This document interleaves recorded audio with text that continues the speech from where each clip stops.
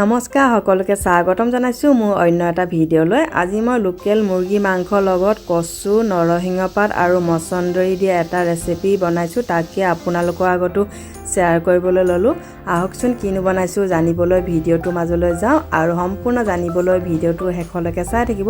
এয়া মই কচুখিনি কেৰাহীখনত পাতি দিলো, অকণো পানী নিদিয়াকৈ কচুৰ পৰা ওলোৱা পানীতে কচুখিনি সিজাই লৈছো আৰু এনেকৈ সিজালেহে কচুখিনি খাবলৈ ভাল লাগে মোৰ।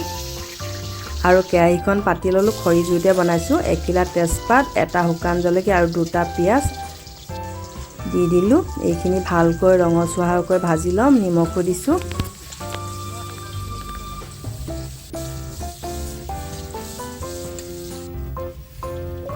এতিয়া আদা ৰচুনৰ পেষ্ট আৰু লগতে জলকীয়াও দিছো। এইখিনি ভাজি লম ভালকৈ ৰঙচুৱাকৈ আৰু হালধি দিছো। মছলাখিনি গলি যাবলৈ অকণমান পানী দিছো।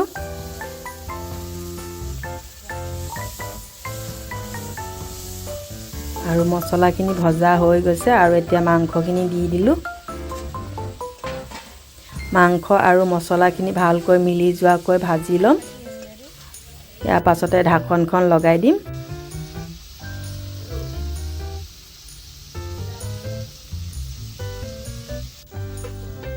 এয়া ঢাকনখন দি দিছো আৰু মাংসৰ পৰা ওলোৱা পানীখিনি শুকুৱাই দিম। মাংসৰ পৰা ওলোৱা পানীখিনি শুকাই গৈছে। এতিয়া মই কচুখিনি দি দিম। কচু আৰু মছন্দৰী আগতেই সিজাই ৰাখিছো। এয়া কচু আৰু মছন্দৰী দি দিছো। এতিয়া ঢাকনখন নিদিয়াকৈ ধুনীয়াকৈ ভাজি কচু আৰু মছন্দৰীখিনি ভালকৈ মিলাই ল'ম। ঢাকনখন এতিয়া নিদো, পানী দিম, তাৰ পাছতে ঢাকন দিম আৰু কণ বিলাহী দিছো।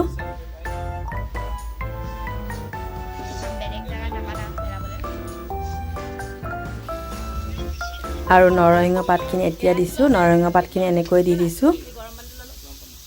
এনেকৈ কচু নৰসিংহ পাত আৰু মছন্দৰীৰ লগত লোকেল মুৰ্গী মাংস বনালে খাবলৈ বহুত ভাল লাগে আৰু খৰি জুইত বনালেতো কথাই নাই। এতিয়া গৰম পানী দি দিছো। ভালকৈ উতল আহিবলৈ দিম। পানীখিনি অলপ শুকুৱাম। ইয়াৰ পাছতে ৰেডি হ'ব খাবলৈ। আৰু অকণমান গৰম মছলা দিছো।